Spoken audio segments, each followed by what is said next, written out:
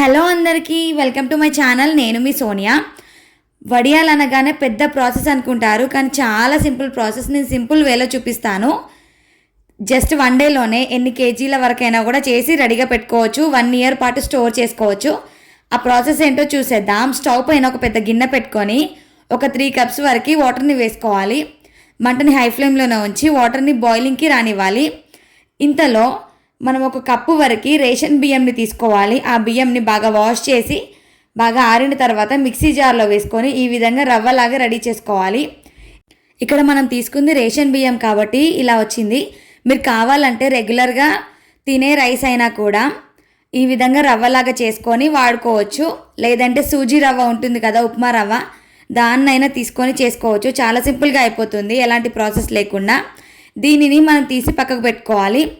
ఇప్పుడు కొద్దిగా సాల్ట్ని యాడ్ చేసుకోవాలి. ఈ వాటర్లో మరుగుతూ ఉంటే రెగ్యులర్గా మనం ఎంత వాడతామో అంత సాల్ట్ కాకుండా కొంచెం తగ్గించి వేసుకోవాలి. ఎందుకంటే ఆరిన తర్వాత డ్రైగా అయిపోయాక పూర్తిగా కొద్దిగా సాల్ట్ అనేది పెరిగిపోతుంది వడియాల్లో. చూసారు కదా, కొద్దిగా తక్కువ వేసాను. ఇప్పుడు ఇందులో కొద్దిగా 1/2 కప్పు వరకు నువ్వులను వేసుకోవాలి. ఇక్కడ నేను బాగా వాష్ చేసుకొని వేసుకుంటున్నాను, అందుకే అలా తడిగా ఉన్నాయి. వీటిని కూడా వేసుకున్నాక వాటర్ రోలింగ్ బాయిలింగ్కి వచ్చాక మనం ముందుగా రెడీ చేసుకున్న బియ్యం రవ్వని ఇందులో వేసుకొని బాగా కలిపేసుకోవాలి.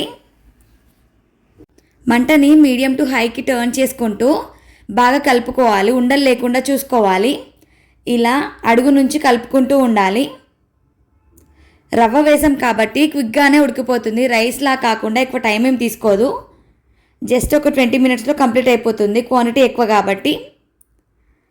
ఇలా మధ్య మధ్యలో కలుపుకుంటూ ఉండాలి. కింద అడుగంటుకుపోకుండా కూడా చాలా జాగ్రత్తగా కలుపుకుంటూ ఉండాలి. ఆ తర్వాత మంటని మీడియం ఫ్లేమ్కి టర్న్ చేసుకొని ఈ విధంగా కలుపుకుంటూ పూర్తిగా ఉడకనివ్వాలి. రవ్వనే ఉడకబెడుతున్నాం కాబట్టి ఫాస్ట్గానే అయిపోతుంది. రైస్ ఉడకడం కంటే ఇంకొంచెం క్విక్గా అయిపోతుంది. చూసారు కదా, ఈ కన్సిస్టెన్సీకి వచ్చాక స్టవ్ ఆఫ్ చేసుకోవాలి. ఇప్పుడు ఇందులో ఒక స్పూన్ వరకు వామును వేసుకోవాలి. వామును కూడా కొద్దిగా వేడిగా ఉన్నప్పుడు వేస్తేనే ఆ ఫ్లేవర్ అనేది కలిసిపోతుంది. అంతా కూడా బాగా కలిపేసుకొని పూర్తిగా చల్లారుకోవాలి.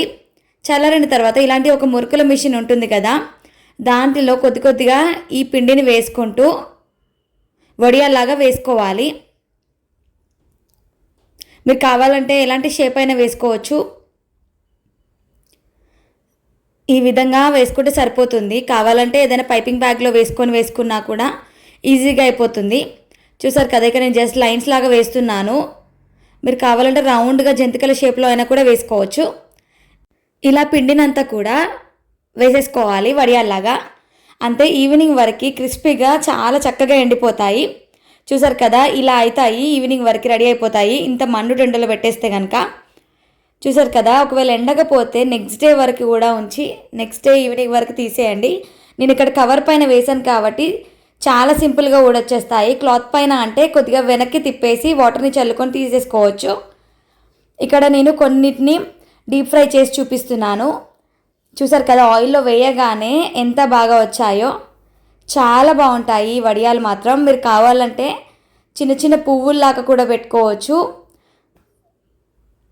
అది కొంచెం పెద్ద ప్రాసెస్ కాబట్టి ఇలా వేసుకుంటే సరిపోతుంది. చూసారు కదా, చాలా క్విక్గా అయిపోయాయి.